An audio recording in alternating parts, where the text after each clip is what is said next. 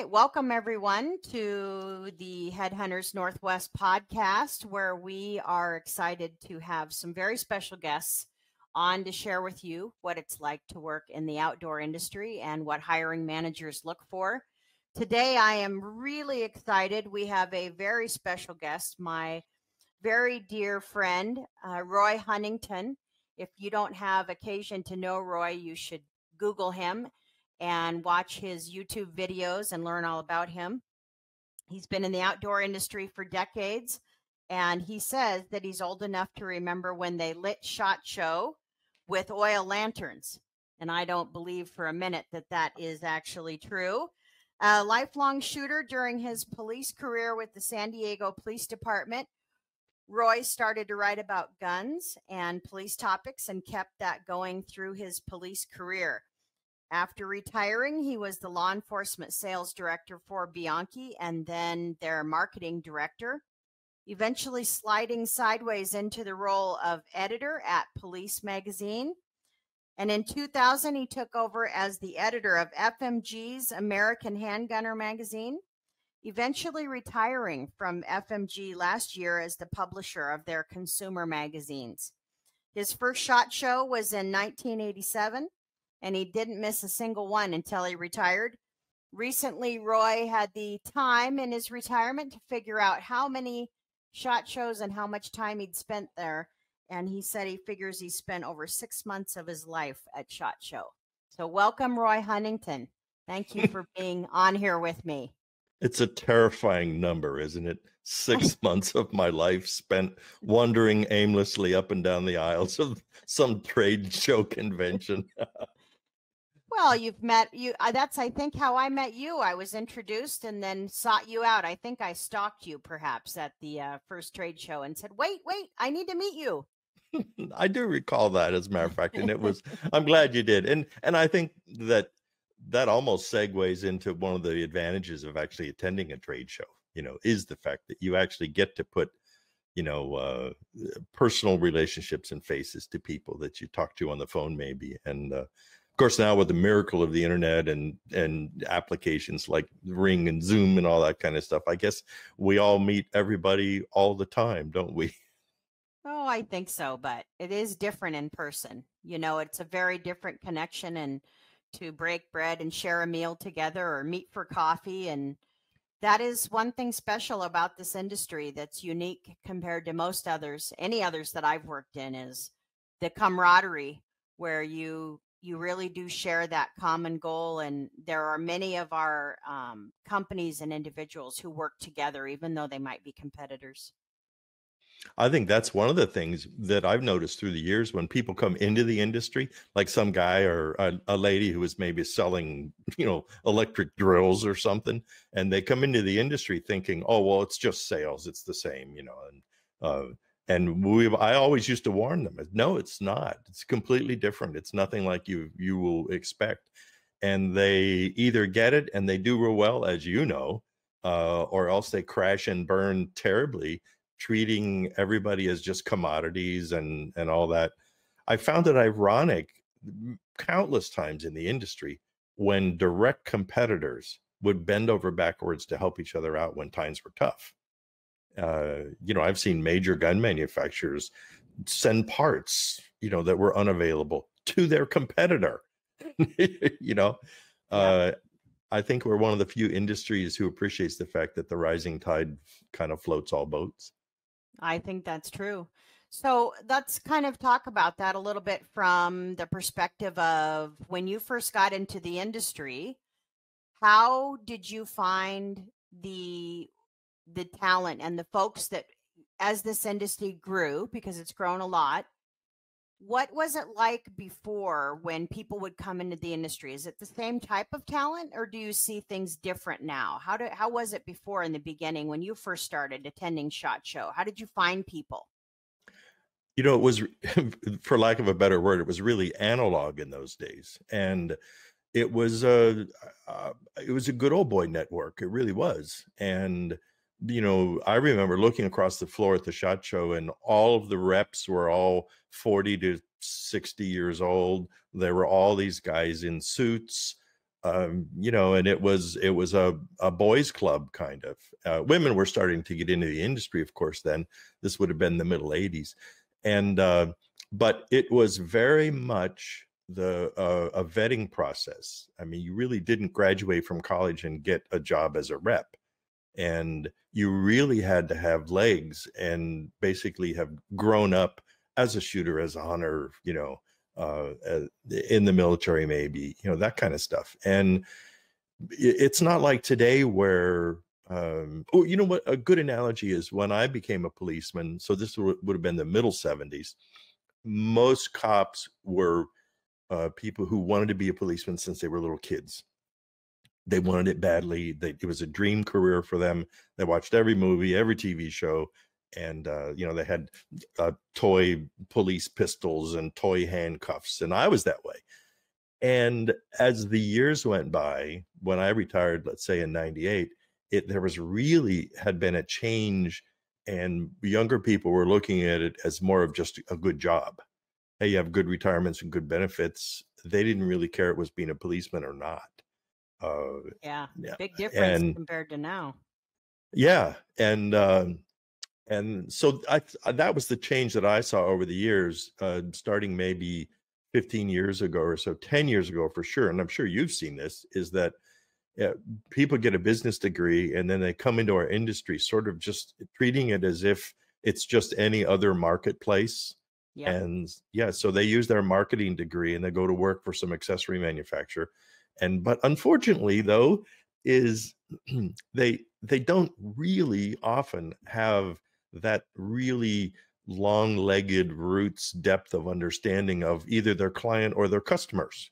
Mm-hmm. And it shows in advertising sometimes. I'm sure you've seen it. I'll see an ad or a new product and you just groan and you think, what on earth are you thinking? And sure enough, if you track it down, you find a marketing manager who just, you know, right out of college or just bounced in from selling appliances, you know, and they just don't get it. And Yep. historically, I would say if you had 8 to 10 years sort of getting to learn the industry when I entered it, as I did, Yep. then there was this vetting process where you're accepted and trusted, and then suddenly that was it. And it was business deals by handshake, and Lord knows you don't ever, you know, screw somebody over, because it was a tiny industry and the word gets out instantly. You know, I had to laugh before the show. I checked, 1987 SHOT Show had 20,000 attendees. Oh, And is that right? And I remember it vividly. It truly was small enough that you could walk around and talk to people. And when you went into the Smith & Wesson booth, it was the president of Smith & Wesson was standing behind the counter. And Bill Ruger was in the Ruger booth. And, you know, that's how it was everywhere. The icons of the industry were leading the industry. And it was small enough and manageable enough that it was approachable. And I mean, I remember in those days, Remington, the big news at SHOT Show might be Remington chambering a Model 70 or a 700 rifle in some new caliber. Yeah. And that was that was huge news. Yeah. You know, and it's the amazing. we writers really would assemble in the grown. Remington booth, and there would be a big to-do about it. And that was like the big news of the show. And now, you know, when you get the Outdoor Wire or the press releases that are generated, it's hundreds and hundreds and hundreds and hundreds of new products constantly. And I noticed a couple of years ago, SHOT Show had 60,000 attendees. Yep. Yeah. And I think this year, I think they're predicting somewhere around 45,000. Yeah. This may be the smallest SHOT Show on record for the next decade, right? I'm kind of excited about it, to be honest, because just gives us more opportunity to have conversations again. I'm hoping that's the outcome. Yeah, I really wouldn't. I wouldn't be sad if the SHOT Show sort of broke into some pieces. You know, maybe the LE show has its own thing, and maybe there's an outdoor show, and then maybe there's an accessory show or something that's a little more approachable and things that you can digest. But it is truly overwhelming. I've even had readers write letters and call me and talk about the fact that basically there's too many SKUs nowadays. Yeah. You know? There's a lot of them.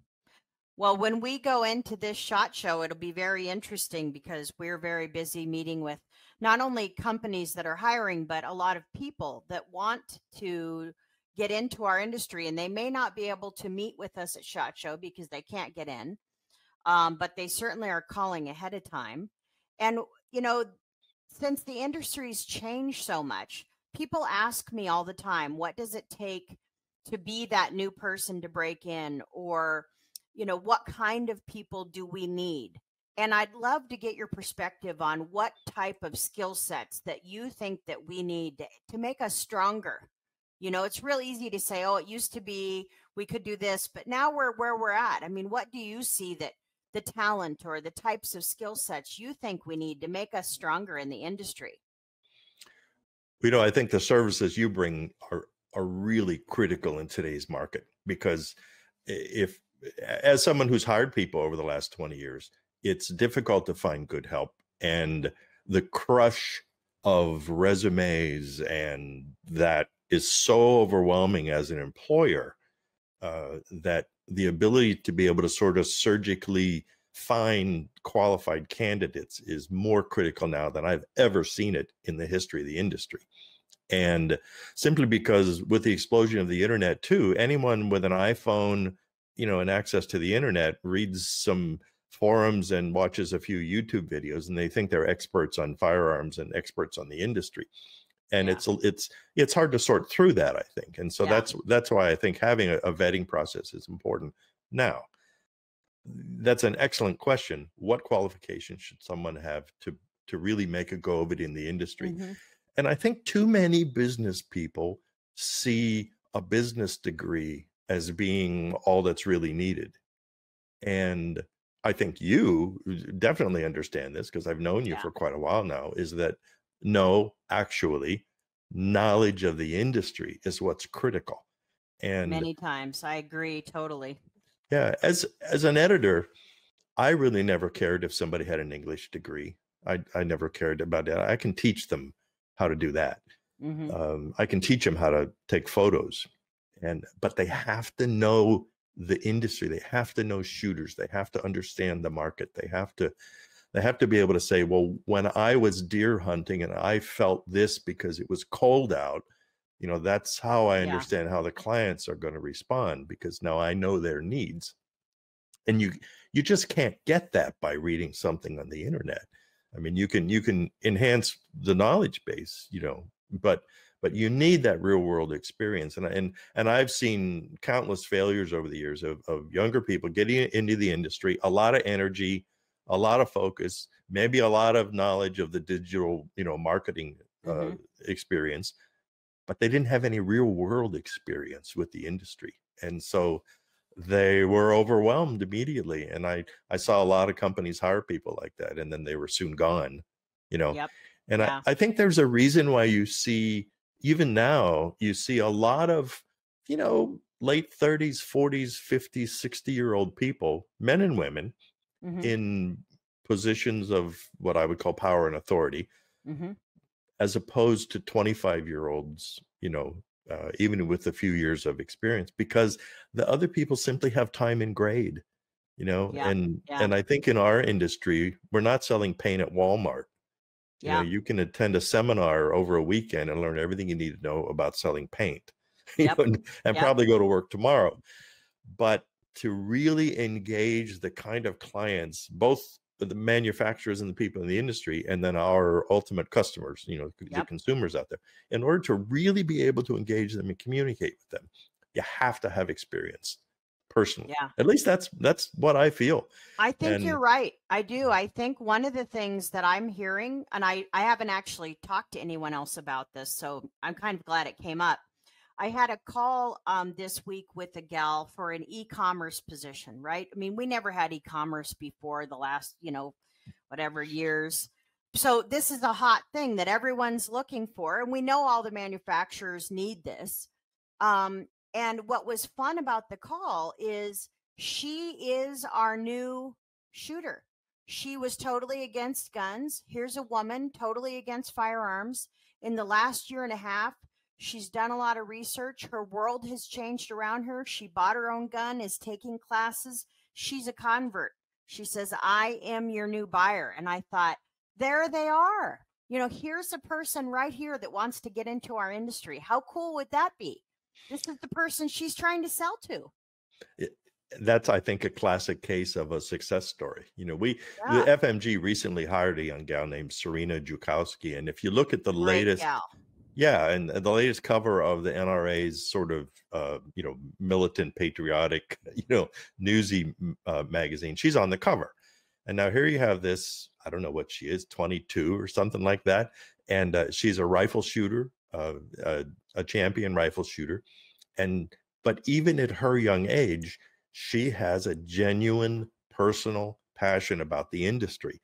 She grew up around guns. Her father's a shooter, has taught her. She's interested. And so we recently brought her aboard as our online and kind of digital editor. Well, she asks good questions, and she has the talent to navigate, you know, the complexities of the job that she's doing. But more importantly, she really has a sense of what questions she should be asking old guys like me. And she has a real passion. I've assigned her a few things, like she wanted to learn about gunsmithing, and I gave her some chores to do, and she just leapt at it, you know, and work ethic. and yeah, but it's that, you know, I think people either have it or they don't. You know, when I see a gun store open up and I go into the gun store, it's like I kind of know if they're still going to be there a year from now. About 30 years ago, I was interviewing Frank Brownell of Brownells. Is that right? Talk about an iconic brand. Yeah, wow, Frank and I no kidding. Yeah, he and I are all friends. I've known him forever. And so I said, well, Frank, you know, tell me about, I was writing an article for Shooting Industry magazine about dealers and, you know, and what's expected in the market. And this was, like I said, gosh, 25, 30 years ago. And I said, Frank, what do you do when you talk to a dealer? Because at the time he was, you know, front lines. Brownells was Frank Brownell. I mean, he was the spearhead.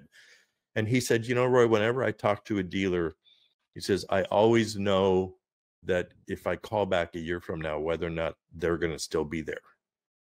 And I said, well, how's that? He said, you can tell from talking. He said, because when I call a dealer out of the blue and he's got all day to talk to me, he said, that tells me right away that something's not right there. He's not running his store. He said, when I call a dealer and the entire time I'm talking to him, he's constantly asking me to, could you hold on a second? He says, yeah, that's $29.95, and tell him we'll call him back Thursday, right? He said, I can tell he's actively running the business. He says, I know when I call back next year, he's going to be there and he's going to be busier than ever and have more employees. Yeah, and really engaged. Yeah, and I think, I don't know, people coming into the industry and they think, oh, this is guns and ammo and hunting and cool clothes and knives and, you know, and this is really fun. It's like, well, yes, it is. And as I said earlier, I think it beats selling paint at Walmart.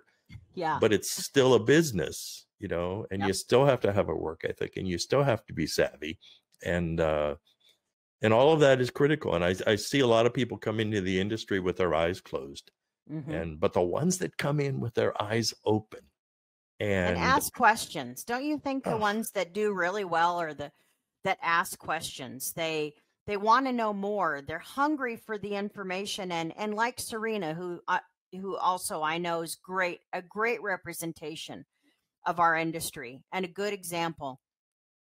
Just constantly asking questions and eager to learn more and absorbing it and paying attention, not doing 20 other things, acting busy. and or making excuses about why they can't do something. Yeah. I know. Hardly a day goes by that my in basket in my email doesn't have a question from Serena. And good for you know, her. it's like, what does this mean? Is this important? Should we be covering this? I've never heard of this caliber. Is this something we need to look at? You know, that kind of stuff. And it's like, all of us love to help those kind of people, because I had that help, you know, in the industry. And I think in those days, a lot of the old guys were a little bit less inclined to be as open about everything. You know, everyone sort of held their cards a little closer than they do nowadays. But I think in today's headlong, helter-skelter rush to capture digital, you know, subscribers, is that I think we forget that it's still people, and it's still an appreciation and a love for the outdoors and good guns and Yeah. do the right thing and be kind, and I think all of the people who I have experience with in the industry who did all those things or who do all those things are almost invariably successful. What do And you think about the length of time people stay at employers now compared to years ago? I remember it was very commonplace to work the same place 20, 30 years, right? Easily. And now one of the challenges that we are asked by different hiring managers is, well, this person's job hopper, or they have changed jobs too much. But some of this younger generation, they don't expect to stay anywhere. If they stayed there 30 years, they'd think they were wasting their life. How do we balance that? I think it's something I've certainly wrestled with. We have a bit of a joke that when I was the kind of hiring guy at FMG, it would take 4 or 5 tries before you'd get a millennial who would stick, for Right. a couple of years. But I think, 30 years ago or 40 years ago, if you went to work for Smith & Wesson, that was the same Smith & Wesson that had existed for decades before and Yeah. continued to exist for decades after. And so you had that sort of union, although they're not union, but I mean, you have that, unionized, stable, Monday through Friday, you've been making the same guns for 30 years. Everybody knows their jobs. All the clients want to buy the guns that you make, and everything was really stable. And nowadays, and by nowadays, I mean maybe starting 10 to 15 years ago, companies reimagine and reinvent themselves almost constantly.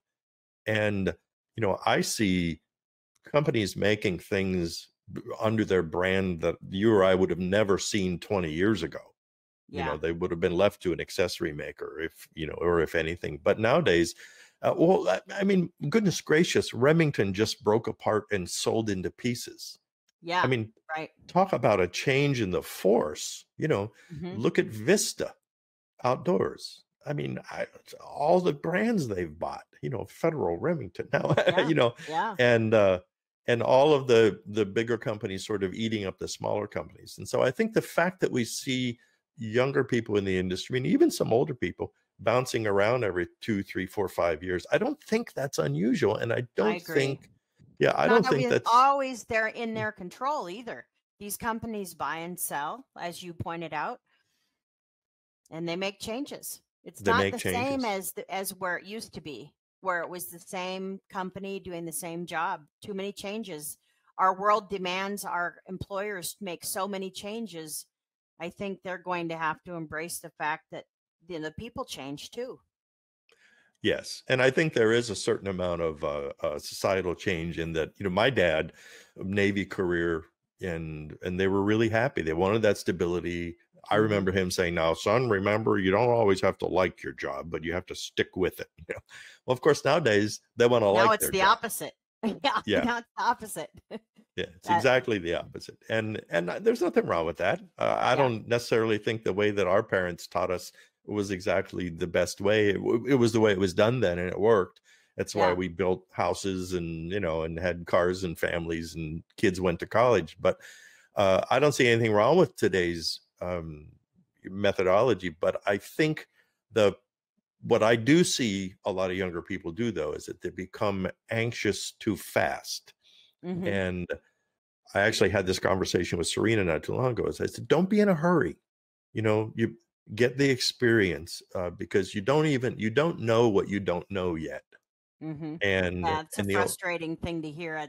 I remember hearing that too. And you're right, though. It's totally correct. Right on, spot on. So I would say that's what I would recommend to younger people today in the industry is don't be in a hurry.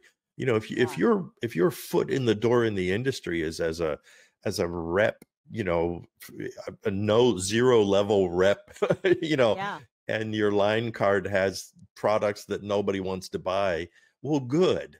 Do that for a year or two. And trust me, you're going to learn how to talk to dealers. You're going to learn how to deal with manufacturers. You're going to learn how to deal with employers. And then now when you make the next, move, you're going to be smarter, faster, more skilled, more valuable. And you do that 3 or 4 or 5 times, and suddenly you're a VP of marketing at Smith and Wesson. Yep. Yeah. And It's a great way. You're right. And enjoy the ride. enjoy the ride. Yeah. Don't be so It's busy taking pictures. You forget what to look at what you're taking pictures at. you Right? know, I had dinner once, it was 4 or 5 years ago with this guy. He was about 85 years old, and he had been basically in every position possible in the industry: manufacturer, dealer, importer, exporter, marketing, retail gun store, a manufacturer's rep. He owned an independent. He's done everything. And Wow. I know it was stunning. And so we were having dinner, and then after dinner I said, well, what do you think is the best way for distribution? Do you think a multi-tier distribution system? Do you think dealer direct? What do you think is the best way to sell in today's market? And I remember this vividly. He took a sip of his bourbon, and he looked at me. He says, "Are you asking me what's the best way to sell?" And I said, "Yes." And he said, "Any way you can." Well, we all have our own way, I guess. I know, but I thought, and he was importing this little inexpensive 22 pistol at the time from Germany, and he said, "On my way to the SHOT Show, I stopped at gun stores and I sold these guns out of the trunk of my car to finance my trip to the SHOT Show." And he said, "Next week," and it was doing something else and doing something else. But I laughed out loud, because here I am, at age whatever 60 at the time, that I was getting business 101 again from somebody who had done just what we're talking about. He had done everything, and he was this well of knowledge and information. But then I applied what he said, and I thought, if I was a young person getting into this industry today, I would want the biggest bag of tricks that I could find. That's what I would want to come into the industry with.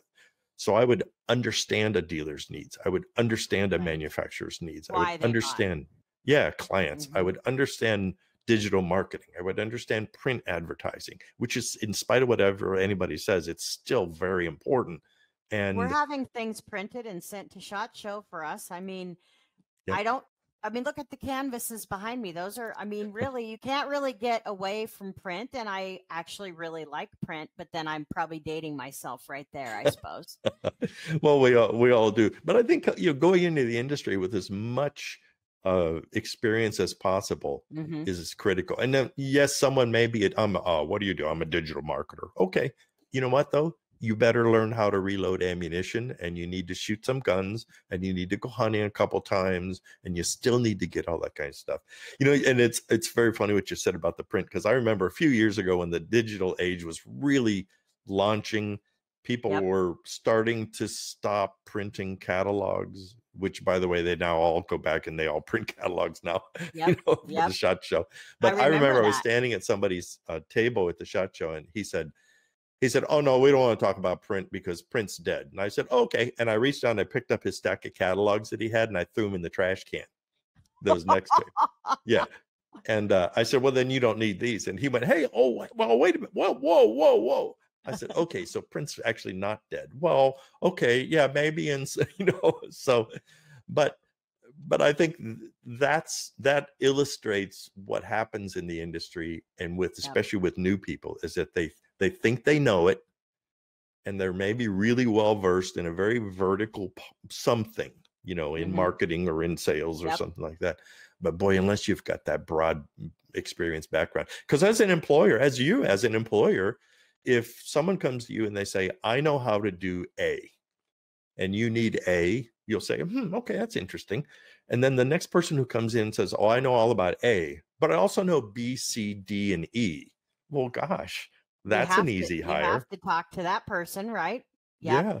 No one company that we are hired by to find talent just needs one little tiny thing. Every job has multifaceted needs. And while it is important that people specialize, they still have to have some ability to understand a broader picture. So you could not be more correct in what you're saying. It's correct. Amazing. Oh, I appreciate that. It's amazing, though, that people who don't They don't even think about that. The other thing that's important, and I know we're not supposed to really pay attention to this, but have some charisma, you know? I mean, have some personality and learn how to engage and learn how to tell a story and learn how to listen, and you'll go far. I That's have true. hired people simply because I liked them and I felt good with them. And then I taught them how to do their job. I'm sure Yeah. you've done the same thing. Well, you're Yeah. right. I don't think I've had anyone actually verbalize that before, but you're correct. I think that personality and charisma and knowing how to shake someone's hand and how to have eye contact and all of those things that happen in person, and how to phrase an email in a way that's kind and friendly, and it's okay to be funny, and it's okay to be yourself. I think those are things that we, as the American generations that we have right now, the younger generations, should be confident and do, because we need that. We need their individualism. They don't all have to be the same. And that's where I think the whole social media thing has caused a terrible disservice to these young people, because they don't know how to be social, Yeah. and I've seen them at the SHOT Show in the last few years. You get these younger people, especially this sort of, YouTuber influencer kind of, they come in and they're rude often, and they don't know how to talk. And I remember I overheard, there was a couple of them in the press room, 2 or 3, and they had t-shirts, and short pants and flip-flops, and they had their SHOT Show badge on, and they were all had digital cameras in their hands and stuff like that, and they were complaining because they had gone into a major manufacturer's booth, and basically these people wouldn't give them the time of day. And part of it was a problem, as a friend of mine who was in marketing at Ruger one time told me, he said, Roy, 20 years ago, if we had a new gun announced, I knew which 15 writers I was going to send guns out to, and that was the extent of what I needed to do, right? Yeah. He said, now my press list is 2,400 long.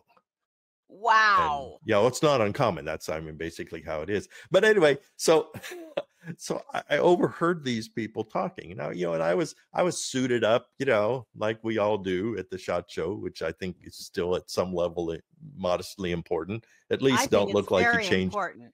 Yeah, Yes, don't look like you changed your oil before you just came to the show. But it's a lost art. It's a lost art. And Yep. so I interjected myself, and I said, pardon me for overhearing what you're talking about, guys, but I said, can I give you a little bit of advice as someone who's been doing this for longer than you guys have been alive? And they weren't really interested in listening. It was really interesting. I told them anyway. And I said, if you go in and dress the part, I said, dress neatly, be respectful. And I said, I promise you, these people will talk to you. But if you go in making demands and standing in front of people and pushing your camera in their face, they're going to look away. And it was really funny because they just looked at me like with these blank faces. And then they went back to talking about their video game they were playing. Well, call me old fashioned, but it takes all kinds. But, our industry is very traditional. I mean, even still. And frankly, I embrace that. I enjoy it and I appreciate it. So, I'm one of those women that appreciates the door being held open, and I'm glad to be a woman, and I'm glad you're a man. So for me, it's a very comfortable environment. And if it's not comfortable for other people that are coming in, maybe they should find another industry to go do their thing. It's true. Go sell paint at Walmart. Yeah, go sell paint. I think you said something really important, though, is I think there is a level of respect in the industry that I don't see in other industries. I've been associated with other industries. Believe it or not, the flower industry. I grew up in parents owned a flower shop, and some other things, some artistic communities. My wife owned a pottery studio, and I was around those people and stuff. And it's not the same. The automotive industry is a little bit like it, but it's all about selling the car there, so they default to that, but the firearm industry was almost like this home that it felt so good to come back to, every time I had these little adventures. And I think if a young person comes into the industry and they say, well, that's how I dress isn't important, and if these people don't like the way I send an email, then that's their problem, not my problem, And well, they're exactly wrong, Yeah. and I mean, I suppose there's going to be a transition over the next 30 years, I suppose, and when Yep. we're all retired and dead and everything like that. And now the ones that are 20 years old now are going to be 45 or 50 years old. And it would be really interesting to see what they have built, Yep.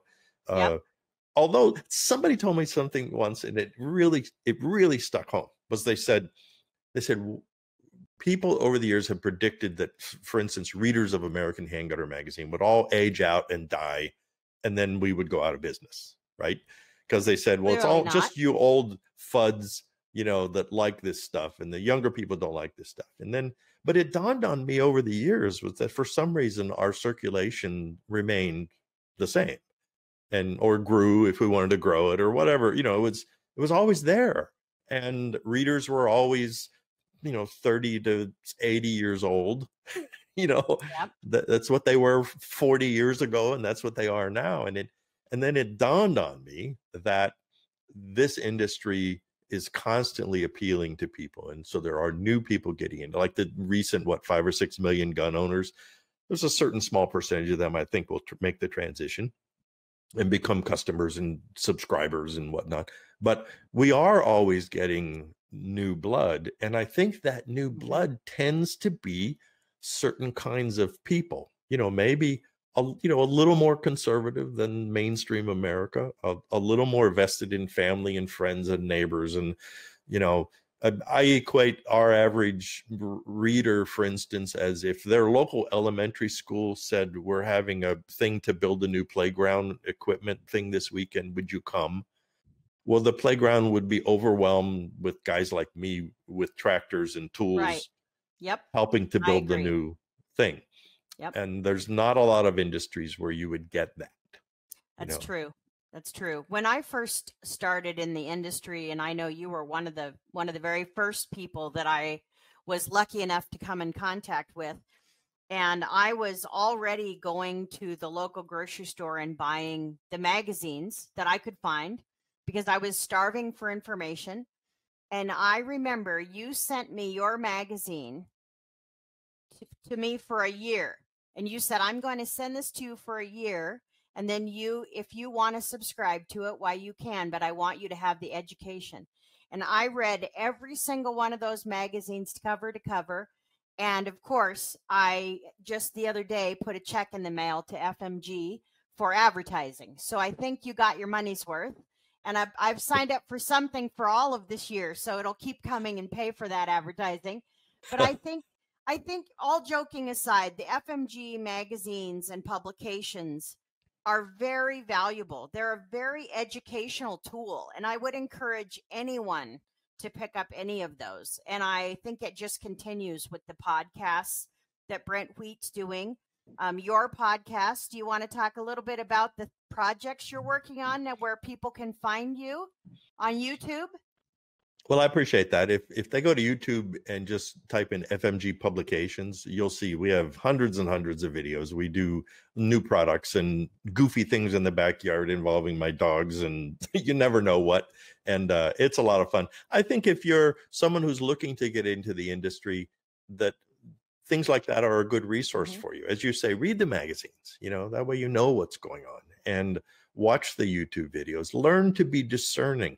Who's an idiot and who's not an idiot, and learn what's realistic and what's not realistic. And, go hang out at your local gun store a little bit and learn some things, volunteer to sweep up. I know it's like, that seems offensive to a lot of young people today, but if I was a guy who owned a gun store and this young person came in and said, I'm really interested in this industry, I would love to be able to can I help you for free for a few days? And I'd say, sure. Yeah, and it's a great suggestion. And just get involved and keep an open mind, and don't be hoity-toity, and don't have your nose up in the air, and get your nose out of your phone, and learn how to talk to slightly older guys, because I promise you, 30 years ago, I wasn't an older guy. I was talking to guys like me, and I was learning what they were saying, and I was listening, and I was helping them. And then now I'm him. Well, and lucky for us, there's YouTube videos because we can learn how to clean our guns and learn all about things that you are teaching. And so it continues on, and you really are reaching a lot more people. I want to thank you very much for joining me today, because this is valuable insight for people that we get phone calls for this wisdom, all kinds. I don't even know how many times a week. I bet easily 15 calls a week on people who want to know how do we get into the gun industry and what do they look for. So thank you for this time, Roy, very much. Well, it was a lot of fun. You made it easy too. And, I will say it's fun to be able to help get that information out. And because if we don't mentor the young people, then what good are we? So that's right. That's exactly right. Well, that'll be a wrap for our podcast with Roy Huntington. And this is HeadHunters Northwest podcast with Shaylene Keiner. I look forward to the next time we get to share this time together. Thank you.